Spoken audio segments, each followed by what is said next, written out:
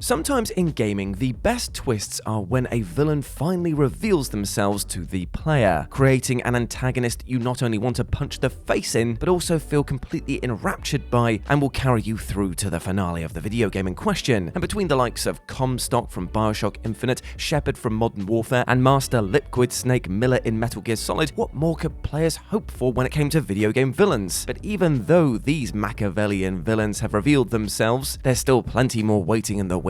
So let's get on with it. As I'm Jules, this is WhatCulture.com, and these are 10 more video game villain turns you never saw coming. Number 10. VICKI VALE, Batman the Telltale series. Now before it folded, Telltale Games produced one of the most interesting takes on the Batman mythos ever, and it was definitely filled with a few unexpected villain turns, the first of which was that Bruce Wayne's parents were in league with noted mobster Carmine Falcone. Thomas Wayne himself was an abusive doctor who imprisoned people in Arkham unlawfully, and Bruce, as both himself and his bat-themed alter ego, has to figure out what a terrorist group known as the Children of Arkham are up to and how his father's villainy is related to it. And helping Bruce figure everything out are familiar faces such as Catwoman, Jim Gordon, and the intrepid reporter VICKI VALE. Now near the end of the third episode, Bruce is talking to VALE, who suddenly injects him with a mind-altering drug and exposes herself as Lady Arkham, the leader of the terrorist group. She forces him to make a fool of himself in public, getting him committed to Arkham. The revelations of Vale's involvement are as much a surprise for players as it was for poor old Bruce. So much for the world's greatest detective, right? Because she was right under his nose. Number 9. Oda, Yakuza 0. Now, if you've ever doubted how great the Yakuza series is, just ask Scott Tailford, as he will undoubtedly let you know. Now, Yakuza 0 is a prequel to the original 2006 game that came out in 2017 and is set in 1988, with an eclectic mix of absurdity, humor, and tense emotional drama, not to mention a fantastic soundtrack. Yakuza 0 is definitely not one to be missed. The story centers around finding a blind woman named Makimura Makoto, who is the key to securing control of an empty lot in order to build something that will allow the owner to make billions of yen. When adjusted for inflation and currency, it comes out as let me just check my numbers here, oh yeah, a whole hell of a lot of money. And one of the fellows helping you track down Makoto for his own goals is a man named Tachibana, who turns out to be her estranged brother. All through the game, it appears as though Tachibana's right-hand man Oda is a faithful accomplice, well, right up until he tries to kill you and Makoto, of course. And why does he do that? Oh, well, because he sold her into human slavery before he knew that she was Tachibana's sister, and he can't risk him finding out, so he defects to becoming the ultimate antagonist in order to cover his tracks. Not very best friend-like, if you ask me. Number 8. Yamiko Aragami. When 2016 indie stealth action title Aragami opens up, you, as the titular shadow spirit, are summoned by a ghostly young lady named Yamiko. The girl explains that she and her peers have been trapped by a nefarious group of people and that you need to rescue them, but you have to do it quickly because once the sun rises in the morning, you will cease to exist. And making things worse is that the people who are holding Yamiko captive are warriors who can bend and control light. A very dangerous group indeed for a man made of a living shadow, right? Through the game, it slowly comes to light, pun intended, that the group are not actually the evil conquerors Yamiko makes them out to be, but that Yamiko is actually the evil Shadow Empress and the strongest warriors united to seal her away after she engaged in a path of bloody conquest. There's ample evidence that Yamiko, however, was simply a puppet for a man named Hyo, who you now find out is dead and has been killed by the group of light-wielding warriors. At the climax of the game, it's an even bigger kick in the shadow nards to learn that Yamiko is not actually some innocent tool. She created you from the shattered soul of the light-bending group's leader who died to seal her away. She has, in a similar vein to Fontaine in BioShock, made you kindly murder all of your old cohorts and subordinates, and in the final battle, she admits that killing you is her end goal. Number 7. Your Mother, the suicide of Rachel Foster. Now, the suicide of Rachel Foster starts out as a benign enough of a game. You get a few text prompts that basically explain that your father was a piece of human garbage, that your mother was awesome, and that now they're both dead, and that you've now inherited the old hostel that you grew up in, a hostel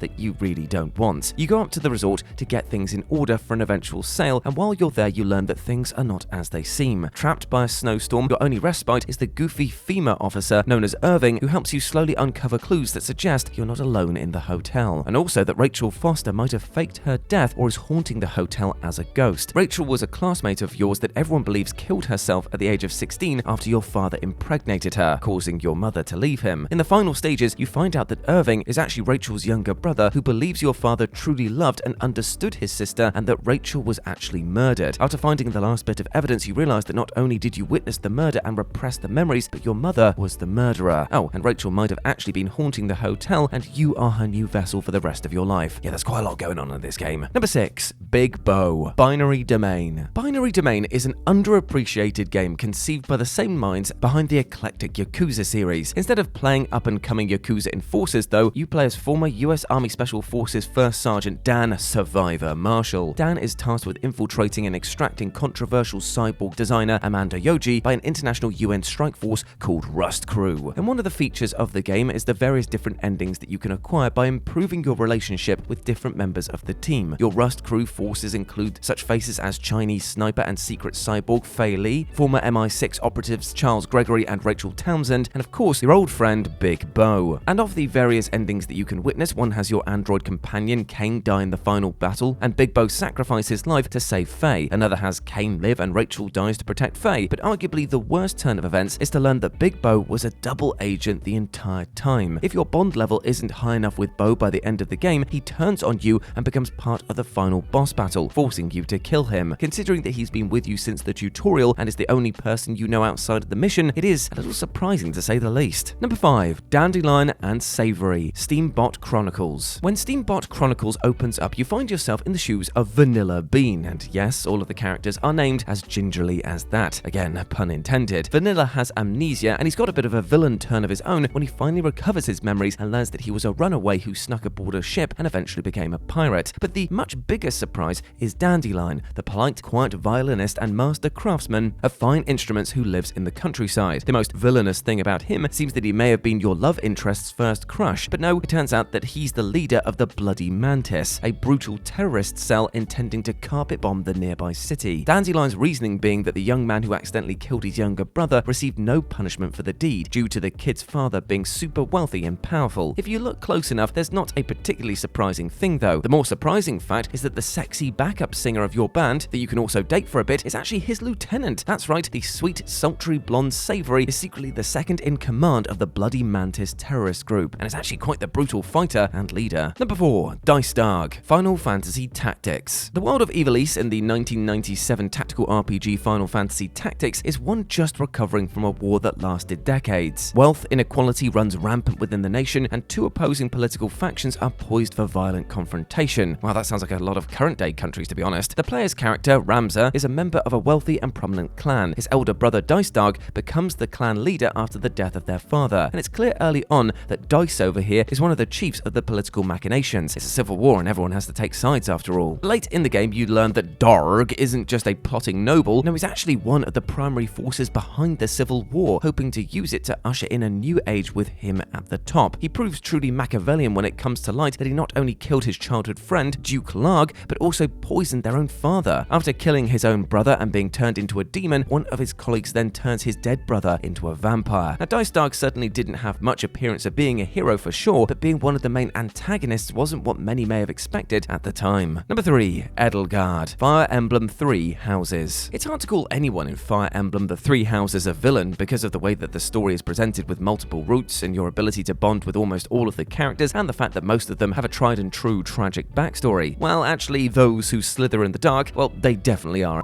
assholes. Which brings us to the literally tortured EDELGARD, princess and heir of the Adrestian Empire. It doesn't take much to learn that she is the last survivor of 9 children because those who slither in the dark experimented on her family. In exchange for greater power, she has had to watch her siblings die and has had her lifespan significantly shortened. Certainly, if you pick any of the storyline routes besides hers, the Black Eagles, she inevitably becomes one of the final antagonists of the game and is the focal point of one of the game's most brutal, emotional boss battles. But even in her own story route, she's actually got a villain turn. That's because she's also gallivanting around as the Flame Emperor, the leader of the first few sets of enemies you fight, and is one of the major servants of those who slither in the dark. It makes her seem slightly less sympathetic when she offers condolences for your father's death, knowing that her colleagues were actually the ones who bloody caused it. Number 2. Player 2 Double Dragon. The original Double Dragon came out in 1987 and opens to the members of the Black Warriors street gangs assaulting and kidnapping a young lady named Marianne. Hugh brothers Billy and Jimmy, or Bimmy and Jimmy, thank thanks to some mistranslations, who go on a rampage through the slums, a factory, and a forest before reaching a gang hideout and fighting everyone in their way. If you were playing alone in the arcade, all you had to do was defeat the gang's boss, Willie, and ta-da, your girlfriend was rescued and was very affectionate, because this was an 80s action game, and so of course your reward was a damsel in distress's sensuous 8-bit kiss. It does kind of make sense after all, because Marianne was Billy's girlfriend, hence the quest to rescue her. But if you teamed up with a second player, then after beating Willie, it came down to a fight for Marianne's affections. With Bimmy and Jimmy recouping their health, they would go toe-to-toe for the final,